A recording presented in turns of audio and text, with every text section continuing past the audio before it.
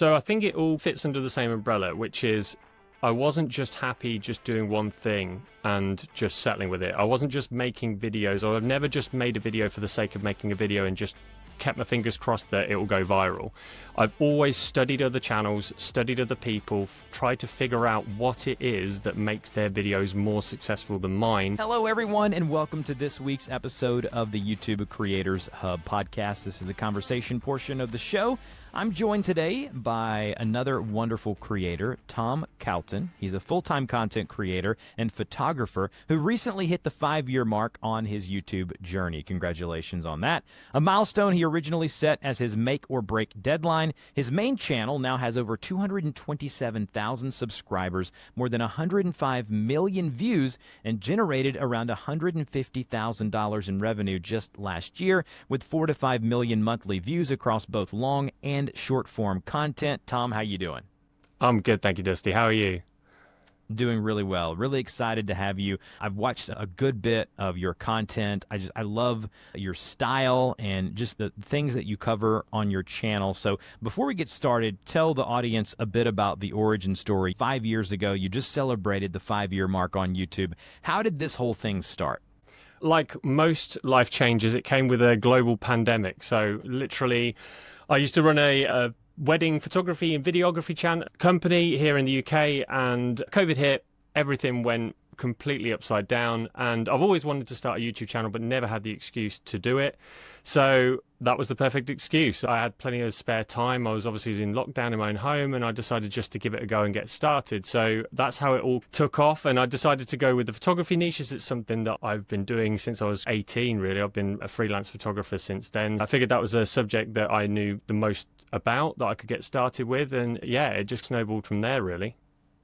So the tagline on your channel says snapping pics and making flicks. I love that. That's extremely clever. I love the design of your channel. If you were to explain to the audience what your channel is a little bit deeper than just photography, what type of content do you upload on your channel? Yeah, so it's evolved over the years, as many channels do, but currently I've settled within the niche of reviewing predominantly older cameras, second-hand cameras, used cameras, but then I'm also lucky enough to get hands-on with some newer products, as well as I've established contacts with some of the bigger major brands. So that's the base I've landed in. But I also have done for a long time, made a lot of short-form content, and I tend to review lenses as short-form content for various reasons. I'm sure we'll dive in throughout this conversation. Did you start with you talked about starting in the photography space. Did you know, as far as once you made those first few videos, that you were going to stick to that? Did you have a clear niche, or were there times throughout the 5 years that you've ebbed and flowed, as far as now you cover vintage camera reviews like you just mentioned, and you cover some new products as well, but has there been a time in there where you've made a pivot, or has it been pretty structured the entire time?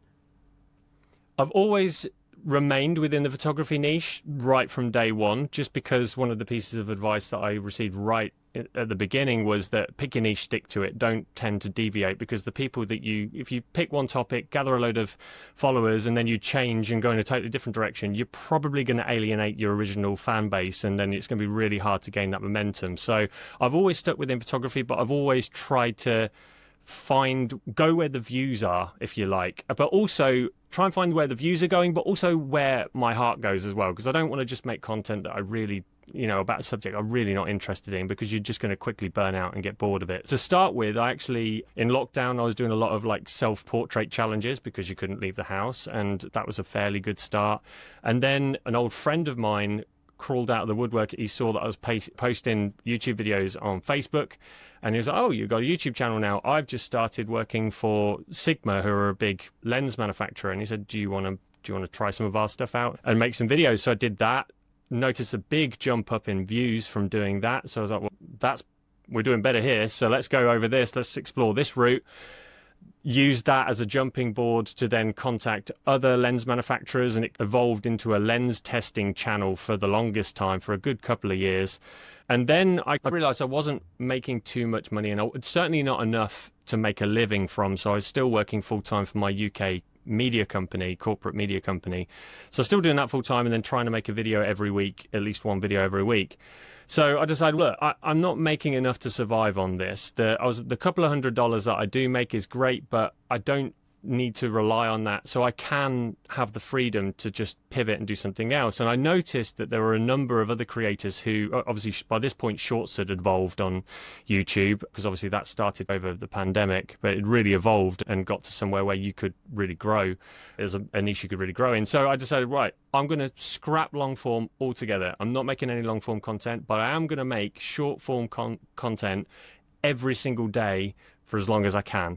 So I made a short video every day for, I think it was just over 6 or 7 months. And off the back of that, the channel just exploded. It got me from, I'm going to butcher the statistics, but I know we were somewhere like 30,000 subscribers. And by the end of the year, I think we ticked over the 100,000 subscriber mark from doing that. So then by that point, when you start generating a buzz and you have subscribers and you have all the statistics that look nice and juicy to sponsors and other manufacturers who might want to work with you, that's when I then pivoted back to doing long format stuff. And again, I did my research. I figured out, I was like, a lot's changed in the 6 to 12 months that I've been doing shorts. What's hot in the photography world now? Let's figure out what kind of content we want to make. And I noticed a load of other channels who were getting the majority of the views within the photography niche were either photography tutorials, but that's evergreen content, which is a bit of a slower burn, or cameras rather than lenses. So again, I just gave it a try, and after 3 or 4 videos, I noticed a massive uptick in views versus my old lens videos, and that's where I've stuck ever since. I've been doing that for the best part of a year and a half, maybe 2 years now. So a lot in that answer that I want to double down on and ask you about. The first thing I would say, just to follow up to what you just said there at the very end, is that when I'm working with a client and I look at their YouTube channel, and I go to their channel and I sort by popular videos, and they have one that's done very well in the recent month or 2 months or whatever it may be. And I ask them, I said, why didn't you do another video similar to that? Kind of like what you mentioned about doing the camera reviews or the kind of vintage camera reviews, and you kind of leaned into, we call them buckets, or you can call them whatever you want to call them, programming or whatever. So it's really interesting to hear you say you found something that worked, that the audience wanted, your target audience wanted, and then you enjoyed doing it. And so that combination led you down the path of just leaning into that and really being intentional about how and what content you create on the channel. So I really appreciate you sharing that. Now, you mentioned in your bio that you gave yourself a 5-year kind of cutoff of, okay, I'm going to do this 2020, 2025, and I'm going to figure out, which is something, by the way, most creators don't do. They normally give themselves a month, and if they don't get what they want in a month, they're just out, which is unfortunate. But what was the turning point when you thought to yourself, okay, this might be more than just a hobby. This thing might actually be something that I can take and do full time?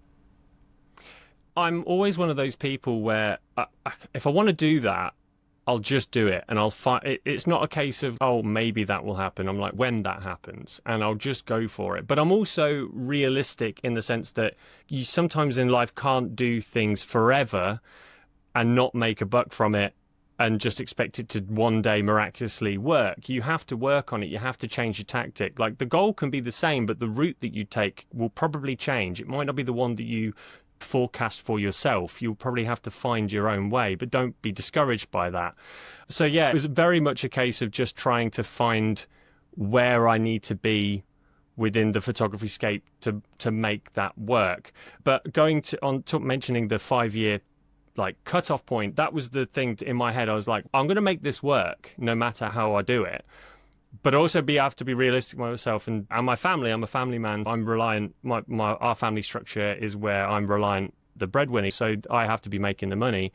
So I can't be just doing this for fun and consuming all of my time not making any money. So it has to be realistic. And the 5-year cutoff point I thought was a realistic point. 5 years I felt was a good amount of time to try it out and learn, because also, like, going off what you said, you're absolutely right. So many people just give up so early because I guess they see all these, you only ever hear about the viral sensations on YouTube and TikTok where they've been doing it 3 months and then all of a sudden they've got 1 million subscribers and they're millionaires. that's the 0.1% kind of thing. The rest of us who were doing this full time had to burn slowly, had to learn, didn't stumble into the things that become or made them popular. It takes time, and you have to put a lot of trial and error and research into this. It is very much a labor of love. And I now consider myself, I love making YouTube videos. The topic really is secondary to that for me.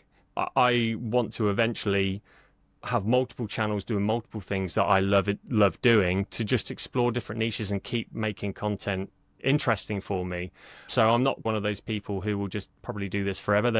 I appreciate there's probably going to be a shelf life to me, and how many people find me interesting. They're eventually going to just find somebody new, and that's just the nature of being online. Yeah, you've got to be realistic, set a plan, but also don't get disheartened, and be open to the idea of learning and evolving. So now let's talk about a little bit about growth and strategy, and kind of what you've utilized to grow your channel to such a large scale now that you're now 5 years and beyond into this thing. If there was one thing that you would say attributed, maybe it's not one thing, maybe it's a few things that you'd like to mention to the creators listening to this now, what would be those things that you would say, okay, these are things that I can really pinpoint and say, this made a difference in the growth of my channel? And you already mentioned one, kind of talking about you pivoted and you started doing one short per day, which really helped fuel the channel. I talk a lot here that, if a channel grows solely on vertical video or short form content on YouTube, it's a really hard ask as far as like monetization, and there's some kind of, you're getting behind the 8 ball, but you really haven't become a short only channel. You still do them, but your long forms are averaging tens, hundreds of thousands of views. And so what would you say are the few things that have propelled you to the growth that you've seen? So I think it all fits under the same umbrella, which is I wasn't just happy just doing one thing and just settling with it. I wasn't just making videos, or I've never just made a video for the sake of making a video and just kept my fingers crossed that it will go viral. I've always studied other channels, studied other people, tried to figure out what it is that makes their videos more successful than mine, and try and learn from it, and then, but not carbon copy it. I don't ever want to copy someone. I just want to go, those elements are working. How can I adopt those into my own style, and also add my own spice to the mix as well? Because which in my realm, my spice, if you like, is I try and add humor, usually quite crude humor, but that's my sense of humor, and I was trying to find an audience that I would resonate with. And I noticed that was something that doesn't really exist within my space in the photography world.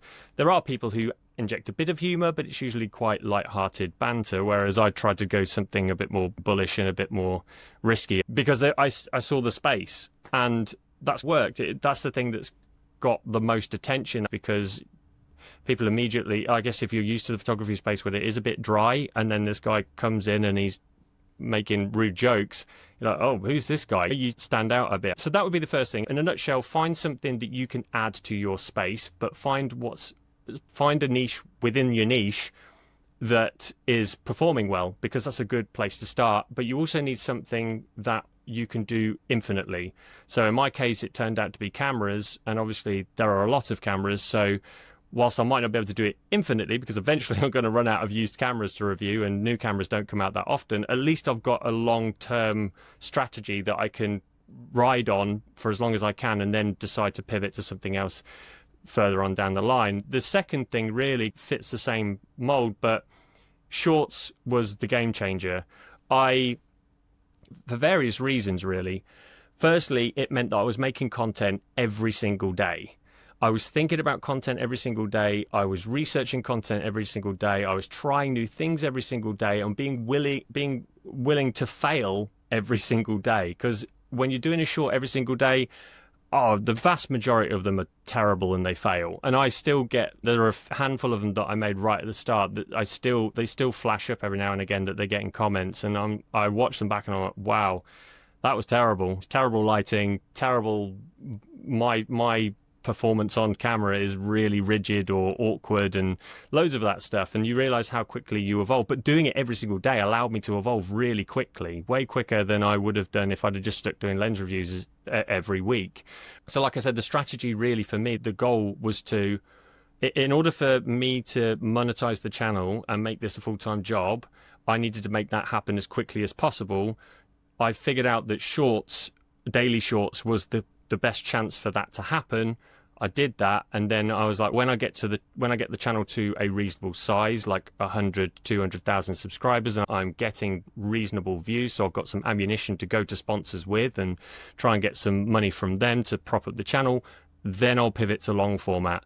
But I didn't immediately cut off the shorts. So for the longest time now, I've been doing 1 long format video a week and 3 shorts, which has been killer, and I am slowing that down now because I've also come to the realization that I can't do that anymore. Again, just being a family man, it's a lot of work to put in every single week without fail, and there's a lot of mental pressures on doing that. So I also would say, as an advisory, just be aware of what your mental capacity is and don't feel obligated to do something forever just because you feel like you should. And also, I feel like I've got the channel to a place now where growth really shouldn't be my focus. It should really be just sustainability for the channel and just improving the quality of my content and just focusing on that now. All right, I'm going to interrupt the interview just briefly to talk about a new service that I'm offering to creators. For $50, I will take a look at your channel. I'm calling them channel reviews or channel audits, and I will send you the full video of me talking about things that I've noticed just looking at your channel blindly.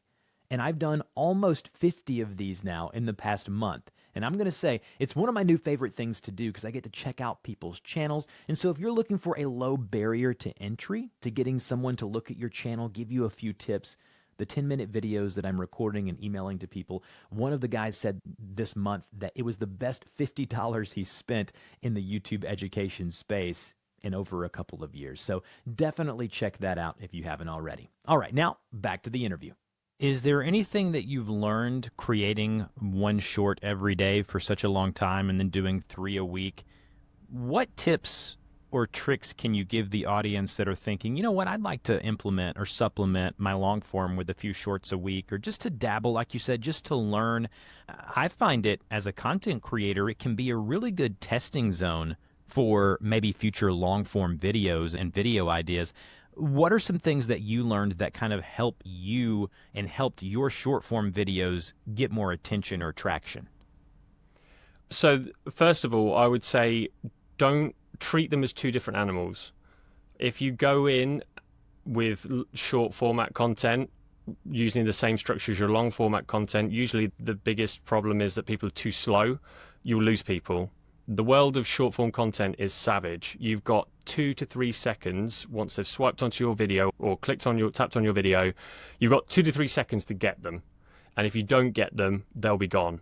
And then that's it. So you can make the best video in the world, but if you stutter and falter at the beginning, you're going to lose them. Yeah, that would be the first thing I would say, is just keep the pace sharp, to the point. People do not have time to waste with shorts. They want the information and they want it now, so give it to them.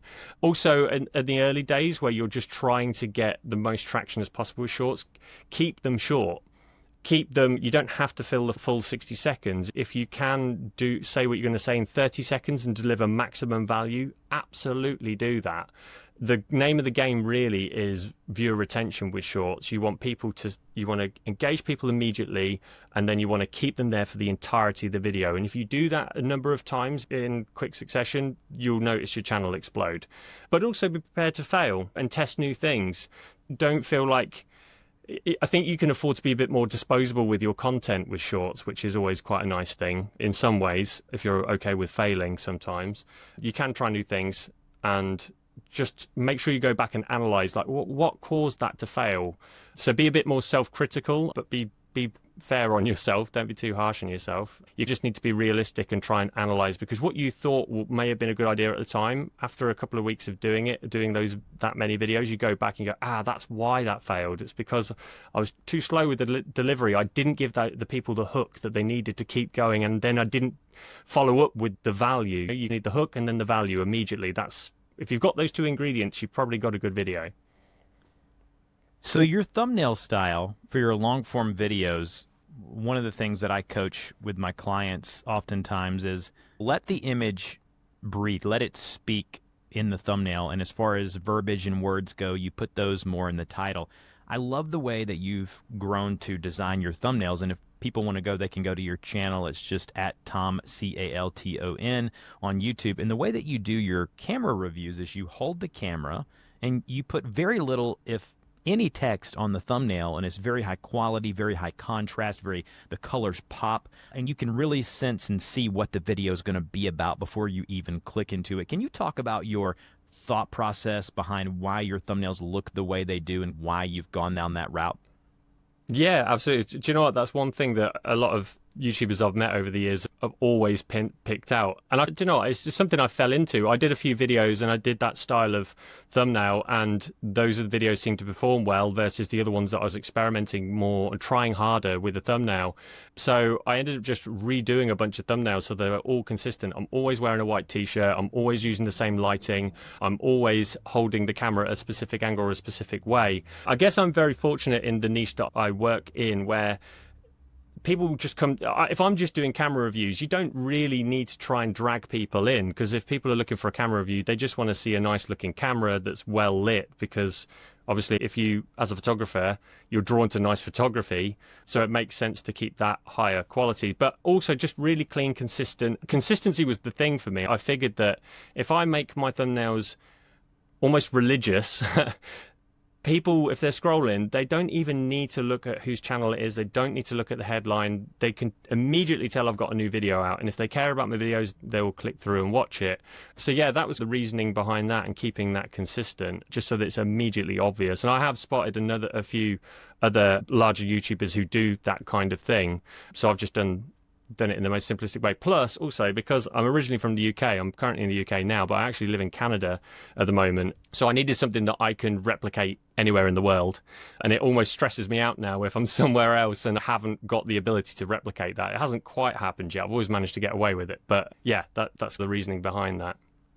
I just really the simplistic nature of them, and I think that it's not just your niche that we're seeing it work in. I think we're seeing it work in a lot of different spaces. I think people love that simplistic kind of authentic feel to a thumbnail. And don't get me wrong, it looks high quality, it looks clean. By me calling them simplistic, it doesn't mean that there's no to little work in them. It just means that there's not a lot going on. There's not a lot of distractions of, hey, I know what that's about. And you explained that very well. Let's talk about monetization. All right, let's break it down. What are the ways that you make money? Let's start there, and then you can tell us as a creator what you might average on a month in 2025 from all of your different sources of revenue. Yeah, sure. Let's start with the obvious one, ad revenue. Unfortunately, in the niche that I'm in, whilst a good video in our niche would be tens of thousands of views after a month. A very good performer would be hundreds of thousands, but probably low hundreds of thousands, and then very rarely you'll get millions. I've only ever had one video that's surpassed 1 million, which I'm very grateful for, but is incredibly rare. So ad revenue obviously has a ceiling to it, and on average, I'm making usually $2,500 on a good month, $3,000 on a very good month in terms of ad revenue. So that's the first obvious one. But I also hire an editor who happens to be my brother. So there's two mouths to feed. $2,500 to $3,000 unfortunately isn't enough to pay the bills for both of us. So I'm heavily reliant on sponsors, and I try and get a sponsor for every single video that I do, just because it allows the stability for my company. And then sponsorships can come in various different ways. It can be a sponsored short form video, which would just be a one shot where essentially turns into an ad where I'm just talking about a product. My personal favorite is an integrated ad into long form content, just because I feel like most people are more accustomed to that. You're still delivering the content they want, and they can skip over the sponsored bit if they're not interested. And it's just the least amount of disruption to the channel. So I'm now pushing to only do that kind of sponsored integration, just because it's the least disruptive.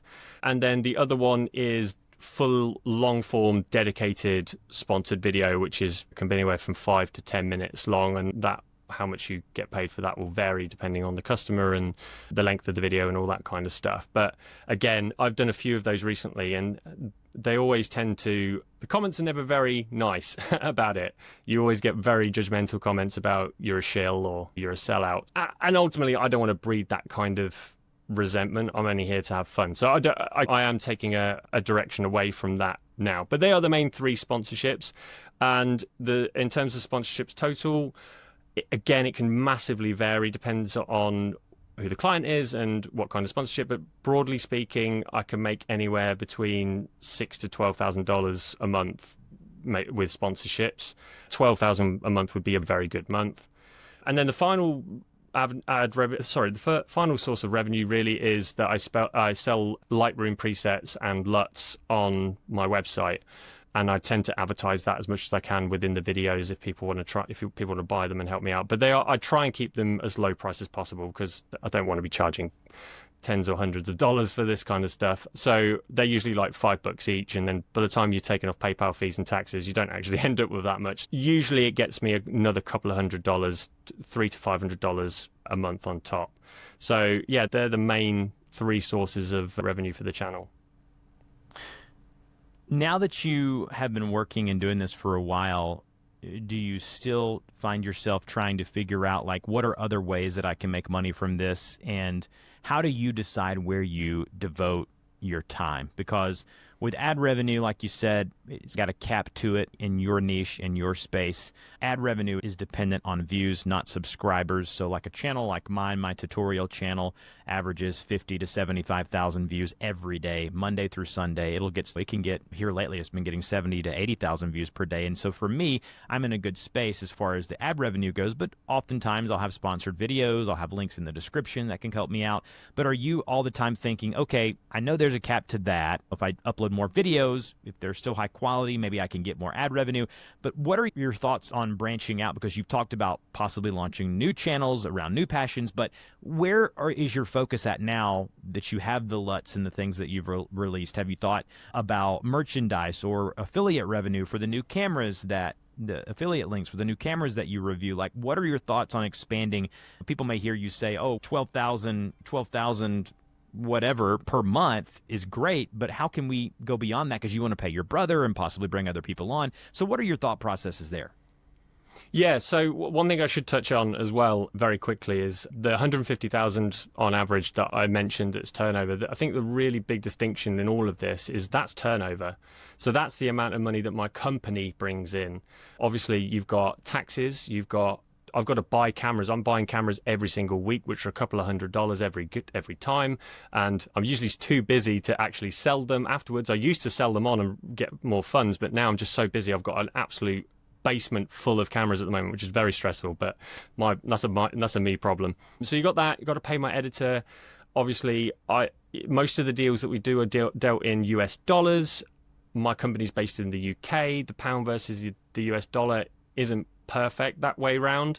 The cost of living in the UK is pretty bad. Taxes are pretty bad at the moment. So whilst my company might make $150,000, I personally do not make six figures a year. So I think that's an important distinction to make, and also just to make it realistic, because I don't want to say $150,000 a year, wow, and then somebody finds out the hard way that actually it's not quite as simple as that. I still make a very modest, a good living. I'm very happy. I'm very comfortable. But yeah, it's not quite as glitzy and glam as you might think. But also one thing you remind me, that's another actual revenue source that we do make, is I do have affiliate links. But historically, I've been pretty bad at it. And I came to a realization recently that I'm just not trying hard enough with that. And I was trying to figure out why I've been so reserved about affiliate links, and I came to the conclusion that I've had a serious spat over the last year or so since the channel started growing of very negative comments towards me personally, accusations pointed towards me about being a sellout or a shill or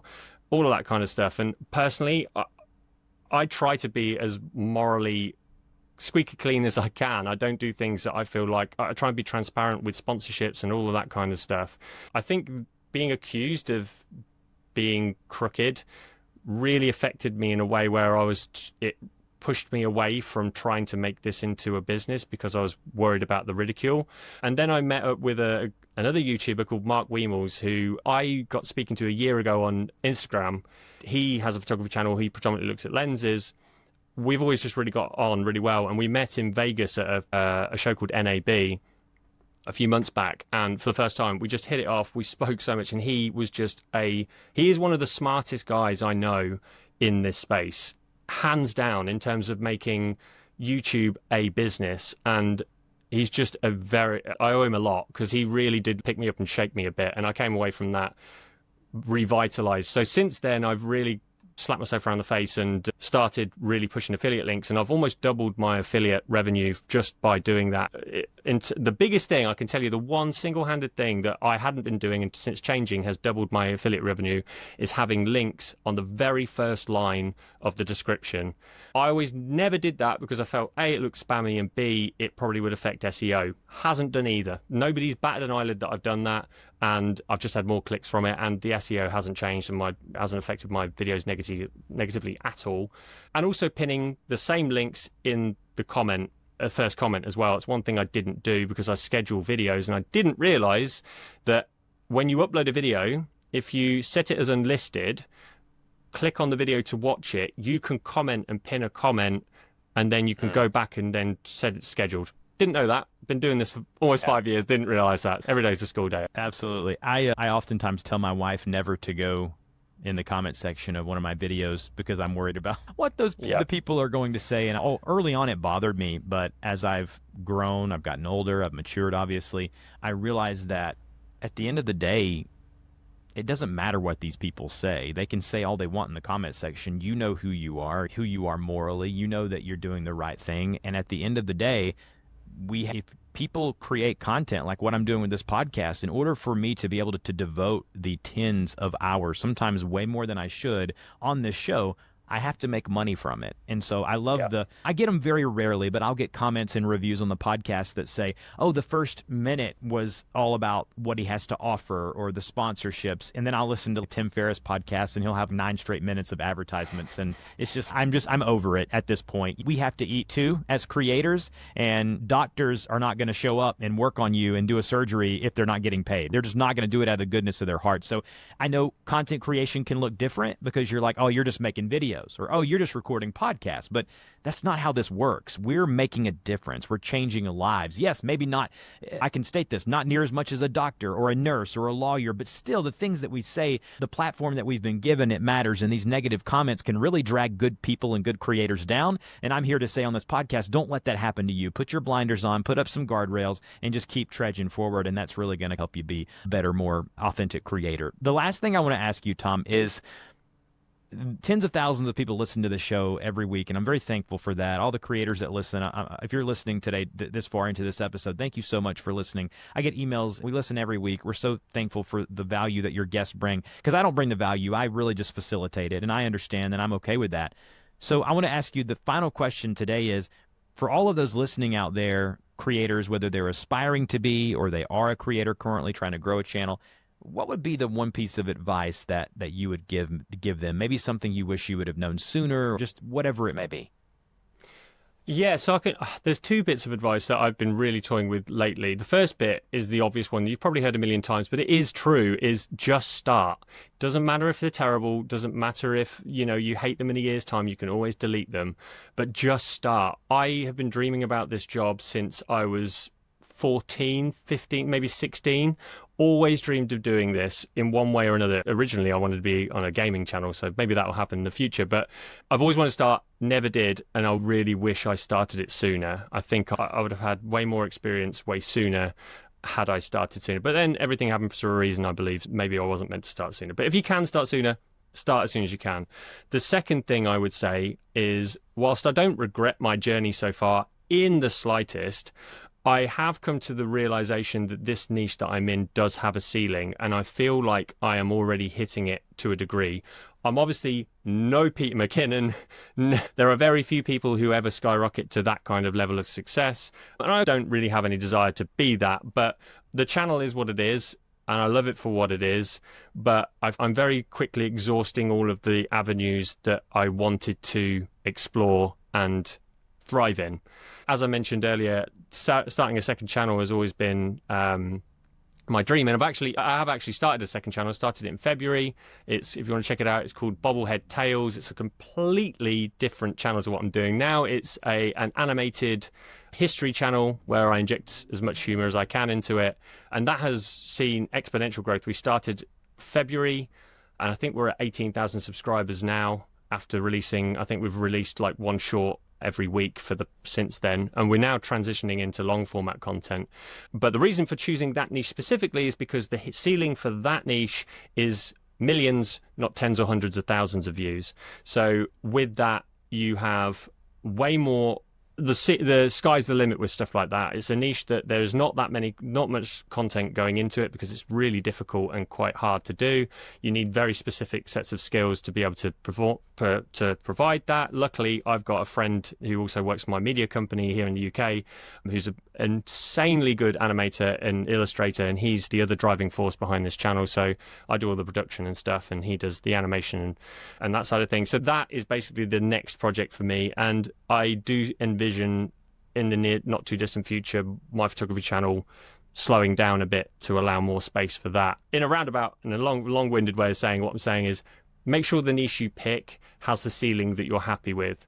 Because if photography had a higher ceiling, I probably wouldn't be looking elsewhere. My ambitions would just keep growing. But as it stands, I've outlived that a little bit. So yeah, make sure you pick a niche that you're happy with and is a realistic and viable way of making money, i.e. you're going to get enough views, people are already making a living from it, if that's what you want. Love that. And that channel, again, is Bobblehead Tales, 18,000 subscribers, grown strictly from the YouTube Shorts, only doing 20 some odd videos. That's really good. So I would agree with everything that you said there. Tom, thank you so much for being our guest this week. I really do appreciate it. And I do want to say, as we end this conversation, thank you to all of you that sent me congratulations from last week. I did announce that my wife is pregnant with triplets. And so we are expecting 3 little ones. We don't know what they are just yet. We may find out actually today as I'm recording this, but people often tell me that I do a very bad job of incorporating my life. I do. I try to separate it, but I do want to merge the two a little more because I am going to start a little, whether a TikTok or an Instagram, around the journey that we're going to go through, having 2 girls already and then now going from 2 kids to 5 kids. And so if you'd like to follow along, definitely keep your ears open, because as we get closer to their due date, I'm going to start something, because so many people around me have said, you need to journal, you need to document this, because there's so few people who go through this. I just want to make sure everybody's healthy, and then once that happens, we'll certainly do that. So thanks again, Tom, for joining me this week, and we'll talk to you next time. Thanks, Dusty. And that's a wrap on this week's conversation on the YouTube Creators Hub podcast. Don't forget to subscribe whether you're watching on YouTube or listening to the audio feed. Leave us a review if we've helped you out. Also, don't forget to check out all of the number of things we offer for creators. All of those will be listed down below. And don't forget, if you have a guest or you'd like to be a guest, you can email me, dusty@dustyporter.com. I don't bring everyone on the show. It's actually, I do have requirements, and they're not numbers. So if you know someone or have connections, please let me know. I would greatly appreciate it. And with that said, keep hitting that upload button, and we'll talk to you next week.